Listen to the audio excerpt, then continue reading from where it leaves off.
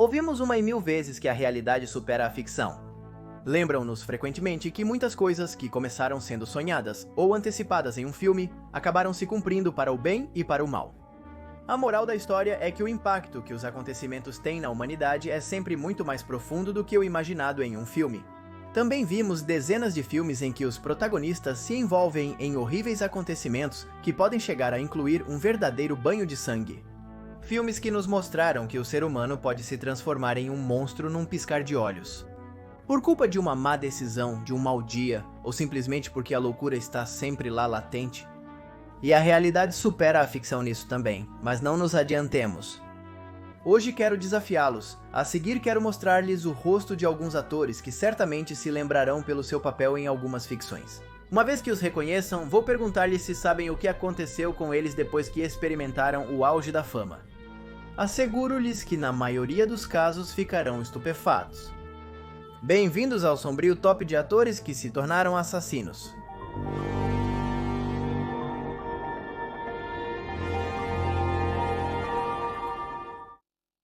Se gostarem deste tema e quiserem que falemos mais sobre casos de Hollywood, de famosos e afins, escrevam a palavra escândalo aqui embaixo nos comentários. Se tiver mais de 200 pessoas escrevendo escândalo. Vamos preparar outro top parecido, como sempre dizemos, nestes tops há uma faixa bônus no final de tudo. Que tem a ver com um ator que certamente conhecem, mas não vamos revelar o nome para que seja uma surpresa. Agora sim, vamos começar. Posição número A, morte ao volante. Para iniciar, decidimos fazer uma compilação devido à alarmante quantidade de casos semelhantes. Começaremos este ranking a toda velocidade, mas justamente sobre o perigo das altas velocidades. É que eu quero falar com vocês. A regra é simples e é conhecida por todos. Um automóvel nas mãos erradas se torna uma arma letal, e isso foi comprovado de maneira drástica por vários atores e atrizes. Lembram-se, por exemplo, de Matthew Broderick? Certamente você ouviu em alguma comédia romântica, policial leve ou drama. Ele é quem deu rosto à adiada adaptação do Inspetor Gadget para o live action. Se você assiste aos filmes no idioma original, reconhecerá facilmente a voz dele. Sem ir mais longe, Matthew não é outro senão aquele que deu voz ao Simba, adulto no Megatanque que foi o Rei Leão de 1994. Depois de demonstrar que seu talento não se limitava ao que acontecia em frente às câmeras, mas se estendia por todo o universo da dublagem. O ator participou em outras produções, como B-Movie. Também ganhou várias manchetes extras por ter sido casado desde 1997 com Sarah Jessica Parker. Mas muito antes de todo esse sucesso, a carreira de Matthew pendia por um fio e estava prestes a ter um final muito abrupto. Tudo ocorreu em agosto de 1987. Até este momento, Broderick já havia estrelado Ferris Bueller's Day Off, um filme adolescente que se tornaria o 10º mais rentável de 1986. Lá, o ator interpretava um preguiçoso carismático e chegava a dividir a tela com Jennifer Grey, que mais tarde ganharia um Globo de Ouro por sua atuação em Dirty Dancing com Patrick Swayze. Conforme as memórias escritas pela mulher, ela e Broderick tiveram um romance que se formou no set, entre uma tomada e outra. Além de haver química entre eles, eram muito bons companheiros, razão pela qual andavam juntos, a noite em que tudo se torceu de maneira irremediável. Matthew e Jennifer alugaram um carro perto de Tempo, na Irlanda do Norte. O plano era ter uma travessia pelas ruas e estradas daquela parte do mapa. E tudo corria conforme o planejado. Até que em algum ponto da viagem, Broderick cruzou para a faixa contrária e colidiu de frente com outro veículo. Um carro dirigido por 63 anos, acompanhada de 28 anos, as duas mulheres morreram na hora. Matthew fraturou a perna e as costelas, teve uma concussão cerebral e um colapso pulmonar. A imprensa especulou sobre sua morte. Grey, por sua vez, sofreu um chicoteamento vertical que resultou em várias cirurgias dolorosas. A mobilidade de suas pernas estava comprometida. Quando o ator se recuperou de seu estado crítico, enfrentou uma pena de 5 anos de prisão. No entanto, foi declarado culpado do delito menor de condução temerária e recebeu uma multa de 100 libras esterlinas. A família da vítima considerou que o veredicto não era apenas muito leve, mas também uma falta de respeito. A mesma família voltou a se manifestar quando, em 2012, a atriz apareceu em um anúncio da Honda. Martin Doherty, também filho da falecida Margaret, expressou que Broderick não era a melhor opção de piloto, conhecendo seu passado. Isso reviveu por um tempo o que já havia ocorrido há mais de 20 anos.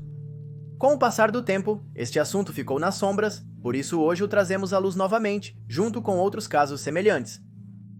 Comecemos por Amy Locane, que no início dos anos 90, brilhou como parceira de Johnny Depp no filme Cry Baby. Você provavelmente se lembra melhor dela por seu papel na primeira temporada de Melrose Place ou por sua aparição no controverso filme A Secretária. O que muitos não sabem é que em 2010, Amy foi condenada a 3 anos de prisão após ser declarada culpada de homicídio pela morte de Helen Seaman. Helen estava de passageira em um carro que colidiu por causa de uma manobra violenta realizada pela atriz. Amy estava bêbada no momento do fato, o que indignou ainda mais a todos. Vamos continuar agora com este ator nascido em 23 de maio de 1980. Estamos falando de Lane Garrison, embora muitos certamente o reconheçam como David Tweener, Apolskis Sim. Lane é conhecido por seu papel em Prison Break, onde interpretou um prisioneiro que cumpria a pena por sua habilidade para o roubo. Lane não roubou na vida privada, mas acabou preso. Em 2006, quando atropelou e matou um jovem de 17 anos por dirigir sob o efeito de drogas e álcool.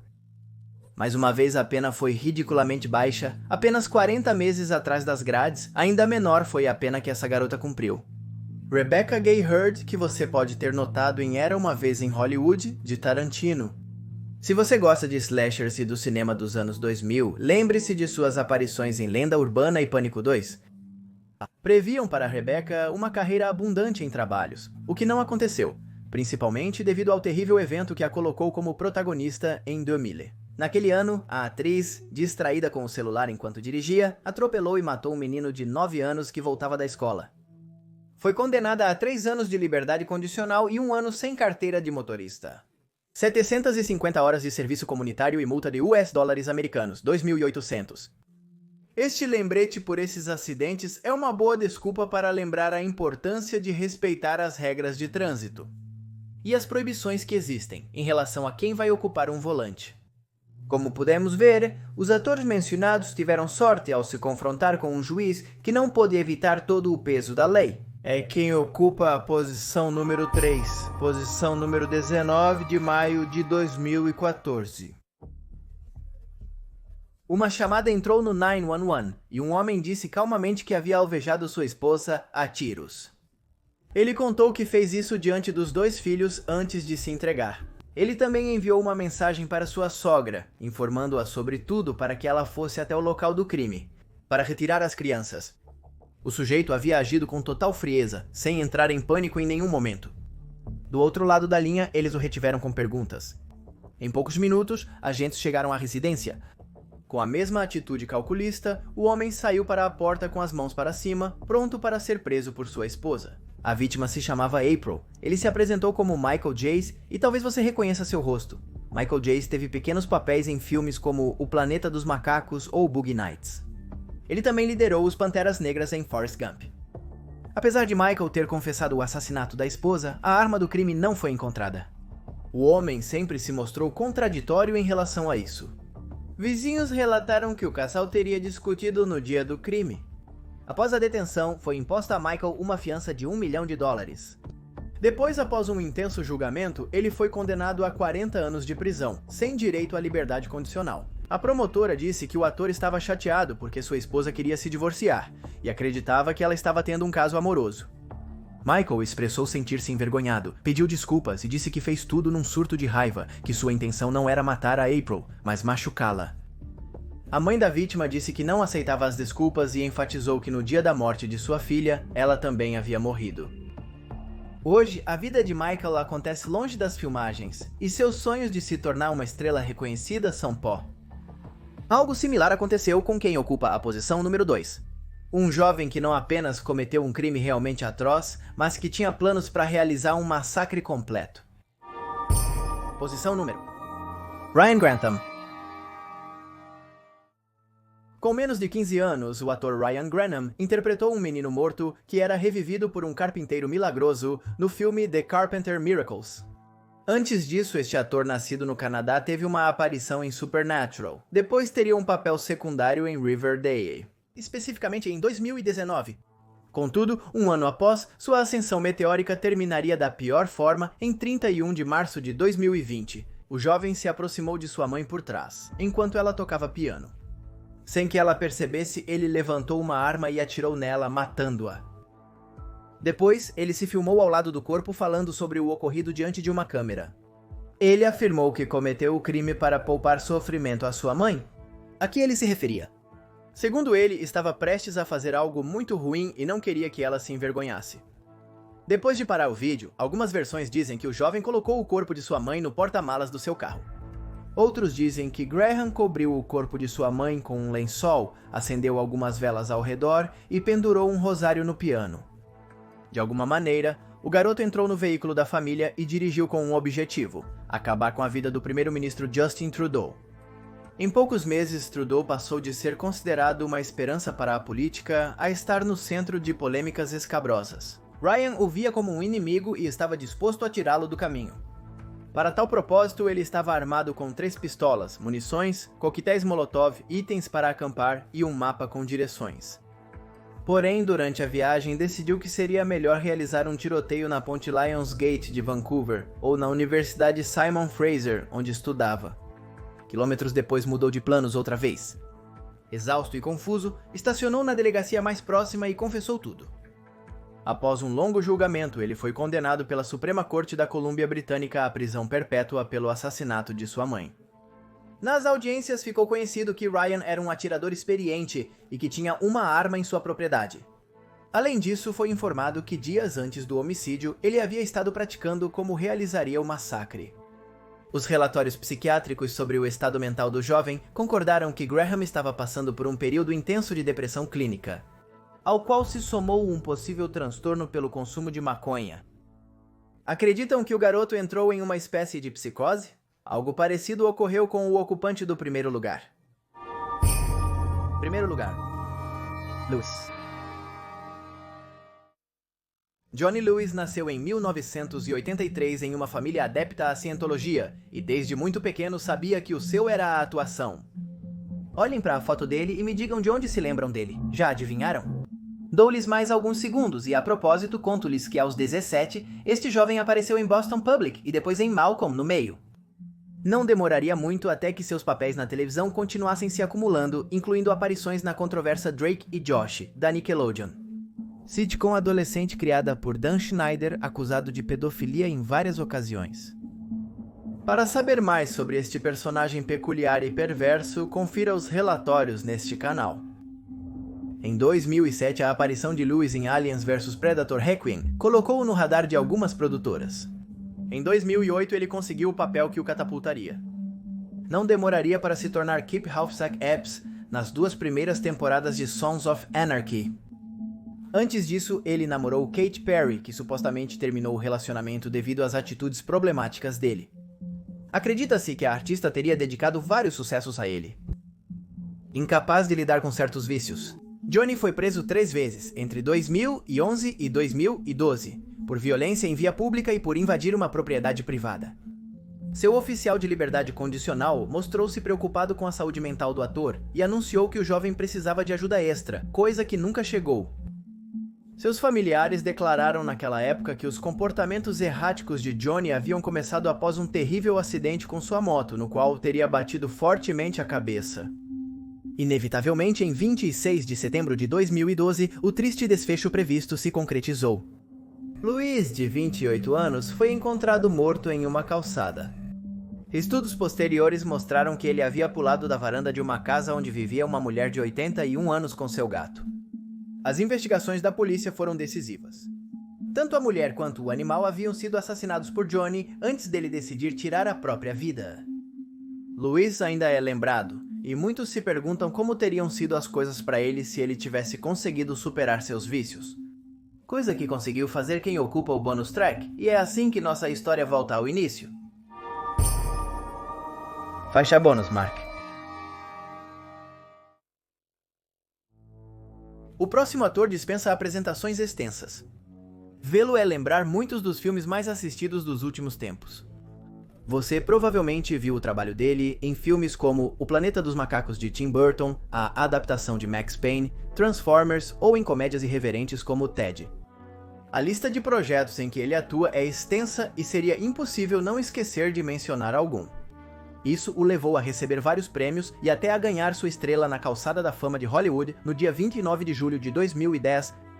Mas antes de ser esse rosto que soube estar no centro de centenas de cartazes, o rosto de Mark figurava nas delegacias sob o rótulo de procurado. Sim, este ator, que hoje costuma sorrir nos tapetes vermelhos, passou anos se escondendo de qualquer tipo de reconhecimento por seu enorme e terrível histórico criminal. E não só chegou a ser preso, como também foi acusado de uma tentativa de homicídio. Mark Wahlberg nasceu em 5 de junho de 1971 em Boston, sendo o caçula de 9 irmãos. Seu pai era veterano da Guerra da Coreia e sua mãe, uma assistente de enfermagem. O clã não tinha muitos recursos econômicos e o fato de serem tantos não ajudou em nada. De repente, as necessidades se tornaram evidentes e os mais jovens começaram a se envolver com o lado menos amigável do bairro em que viviam. Aos poucos, um muito jovem Mark começou a estreitar laços com a violência de rua e o tráfico de drogas. Decidido a escalar no submundo de Lampa, que parecia oferecer-lhe maiores recompensas do que o mundo acadêmico, Mark se profissionalizou no roubo e logo ganhou uma reputação. Ele era bom em cometer pequenos delitos e atos de vandalismo, então os pesos pesados não quiseram perder a oportunidade de recrutá-lo para suas gangues. Mark passou assim de valentão a traficante. No entanto, ele quebrou o código que supostamente rege todos os vendedores de drogas. Ele se tornou viciado no que vendia. Estar cercado de possíveis problemas, a adrenalina de sua rotina e um consumo cada vez mais problemático de cocaína cercaram seus dias.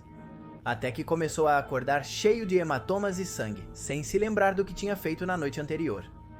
Ele só tinha consciência de que em determinado momento a raiva se apoderava dele e ele já não conseguia controlá-la. Como era óbvio, essa ação levou-o a se deparar com a lei. Portanto, em 1986, ele enfrentou um dos muitos processos judiciais que se tornariam habituais a partir de então. Naquele momento, ele foi julgado por perseguir 2 garotos afro-americanos enquanto lançava insultos de caráter racista. Perante o juiz, Mark afirmou que os insultos eram aleatórios e que não tinha sentimentos de ódio racial. No entanto, os episódios em que ele batia em pessoas de cor ou de outras etnias apenas por serem, se acumularam. Ao mesmo tempo, acumularam-se as evidências que mostravam que Mark acreditava estar em uma posição de superioridade por ser branco. Suas agressões começaram a deixar cada vez mais danos, as pessoas que ele agredia ficavam cada vez mais feridas. Era evidente que se Mark continuasse por aquele caminho, acabaria matando alguém. Quando a justiça o advertiu que não teria mais piedade com ele, Mark se comprometeu a não agredir, ameaçar ou intimidar ou assediar as pessoas. Devido às suas origens, Spoiler não iria cumprir sua promessa. Meses depois, Wolbert atacou um homem de origem vietnamita com um bastão. Ele o fez sem diálogo, apenas pelas características do outro, que desmaiou. Quando o outro vietnamita tentou intervir, Mark o golpeou duramente, também derrubando-o. Em seguida, ele bateu nos dois enquanto estavam no chão. Já desencadeada, sua fera interna correu pela rua em busca de outras pessoas com características semelhantes. Hoa Trinh teve o azar de cruzar seu caminho, mas então algumas sirenes começaram a soar por perto. Sabendo que estavam em apuros, Mark se encolheu atrás do homem e pediu que ele o cobrisse. Quando a patrulha passou sem reconhecê-lo, o futuro ator se endireitou e golpeou Hoa duramente. As vítimas foram levadas às pressas para um hospital. Os testemunhos do ataque foram numerosos e desta vez Mark não pôde se fazer de desentendido. A patrulha, que havia passado ao seu lado segundos atrás, voltou a girar e os agentes não o deixaram escapar. Mark, longe de mostrar algum tipo de arrependimento, mostrou-se orgulhoso de ferir aqueles que considerava menos dignos. Isso resultou em 45 dias de prisão no correcional de menores. Ao sair, o jovem se afastou das más influências e procurou novas maneiras de ganhar a vida. Naquela época, a arte se apresentou como uma possível salvação por um período de tempo muito curto. Ele tentou com a música e fez parte da mítica New Kids on the Block, mas saiu dela antes que o sucesso os alcançasse. Já seu irmão obteve sucesso lá. Foi esse irmão que posteriormente recomendou Mark durante um jantar com produtores. Uma coisa levou a outra e Mark ganhou uma pequena fama como rapper. Sua atitude no palco fez com que Calvin Klein o escolhesse como modelo para seus anúncios, e no dia menos esperado, o mais jovem dos Wolbert foi convocado para um teste. O resto é história. Em 1993, Volbert admitiu, em uma coletiva de imprensa, ter cometido crimes raciais. Depois que o Comitê contra a Violência Anti-Asiática e a Organização Defensores e Advogados Gays e Lésbicas reclamaram que uma pessoa racista fosse a imagem de uma marca de primeira linha, Mark continuou gerando polêmica após fazer comentários homofóbicos. Isso não impediu que seu carisma prevalecesse e pouco a pouco se deixou de falar de seu lado sombrio. Hoje o ator é aclamado. Aqueles que seguiram sua carreira de perto desde sempre sabem que é um milagre que as coisas não tenham saído do controle em seus piores anos. Coisa que o teria feito terminar como qualquer um dos outros atores que deram forma a este top. Inclusive, há uma espécie de lenda urbana de Hollywood que diz que Mark cometeu um crime antes de ser famoso, mas que graças à influência que seu irmão soube ter, em um momento, o fato teria sido varrido para debaixo do tapete que os poderosos usam para esconder seus cadáveres. Como mencionado, vários famosos não entraram nesta lista. Se quiserem uma segunda parte, escrevam escândalo nos comentários. Havendo mais de 200 menções, faremos a continuação. E também convido vocês a escreverem nomes de atores que vocês conhecem que tenham cometido um crime, assim podemos incluir na nossa próxima parte deste top.